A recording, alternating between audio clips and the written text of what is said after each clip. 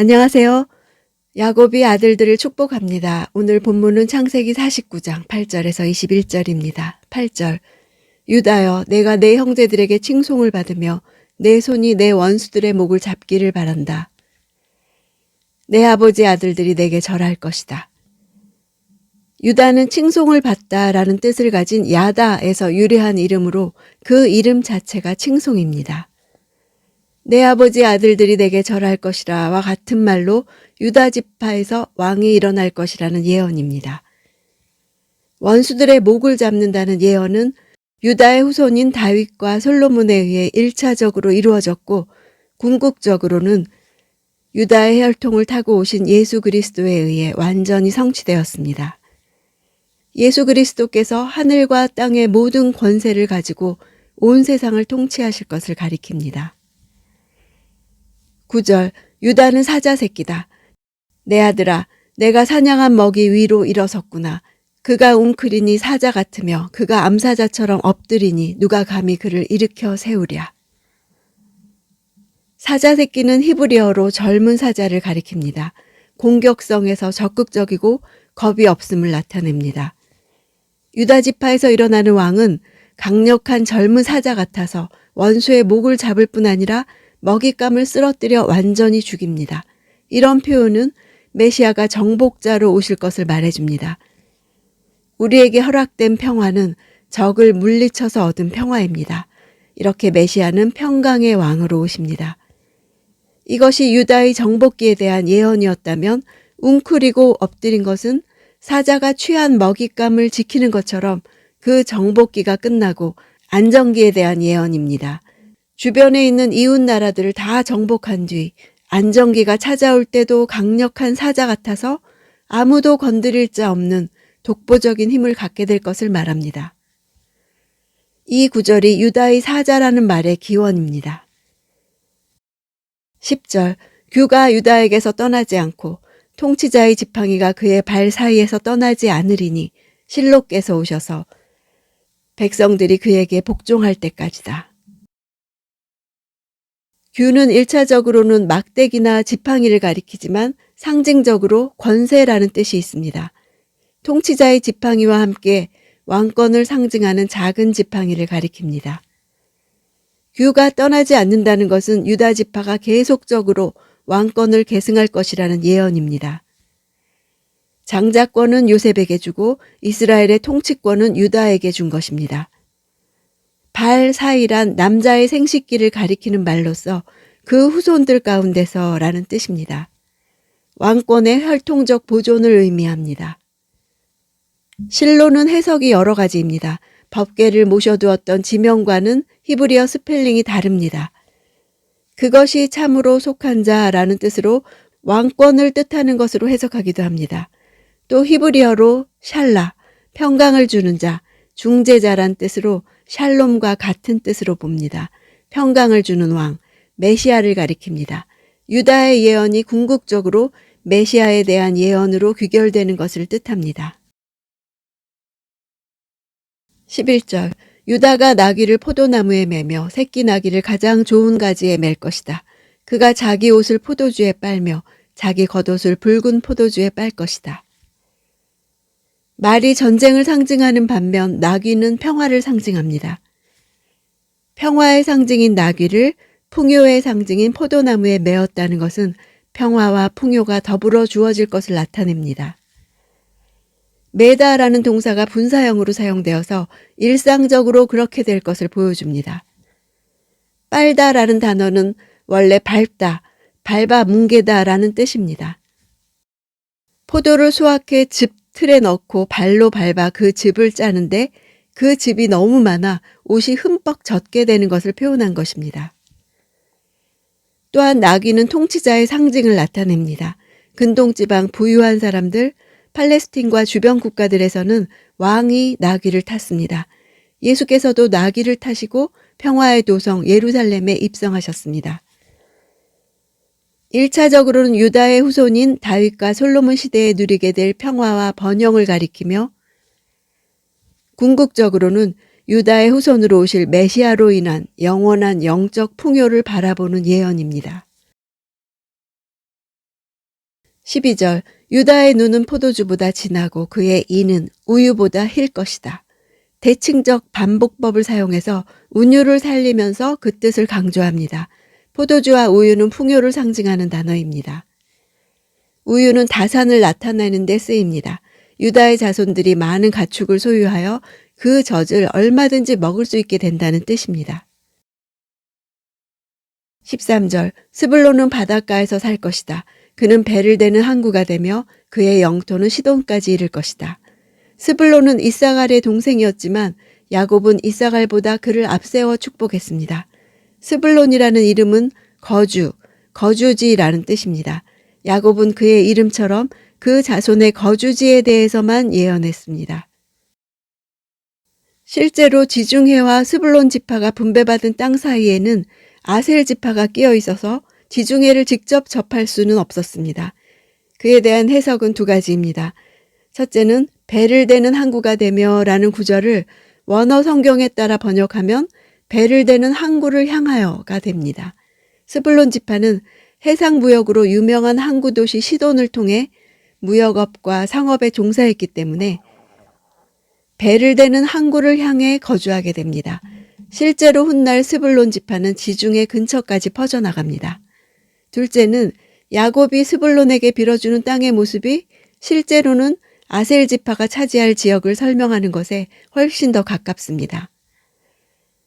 학자들은 스불론과 이사갈, 아셀 지파들이 각 지파에게 할당된 땅의 일부를 공유했을 것으로 추측합니다. 14절 이사갈은 양의 우리 사이에 웅크리고 있는 튼튼한 낙이다. 이사갈 지파는 육체적으로 힘이 센 종족이라는 말입니다. 그러나 나귀가 암시하는 것처럼 공격적이고 진취적이기보다는 수동적이고 우직해서 크게 두각을 나타내지 못했습니다. 15절 그가 아늑한 안식처와 안락한 땅을 보게 되면 그 어깨를 낮춰 짐을 지고 종이 돼 섬길 것이다. 이사갈 지파는 가나안에 정착한 후 얼마 되지 않아 가나안 사람들의 지배를 받다가 대부분 그들에게 흡수된 것으로 추측합니다. 16절 단은 이스라엘의 한 지파로서 자기 백성을 심판할 것이다. 단은 심판하다는 뜻에서 유래해 재판관이란 뜻이 있습니다. 이 예언은 재판관이며 동시에 통치자의 역할을 했던 사사 삼손을 통해 이루어졌습니다. 17절 단은 기류의 뱀이요 기류에 뿔 달린 뱀이다. 그가 말의 뒤꿈치를 물어 그것을 타고 있는 사람을 뒤로 넘어지게 할 것이다. 뿔 달린 뱀, 즉 독사로 반복법과 점층법을 이용해서 운율감을 주며 그 뜻을 강조하고 있습니다. 이 독사는 근동의 황무지에 사는 살무사를 가리킵니다. 낙타처럼 큰 짐승도 이 뱀에 물리면 즉사할 정도로 맹독성이 있습니다. 단지파가 발꿈치를 무는 뱀처럼 간교하며 위험한 존재가 될 것이라는 예언입니다. 그러나 길 위에 위치가 노출되어 위기에 처한 뱀처럼 단의 자손들의 숫자가 적을 것을 예고합니다.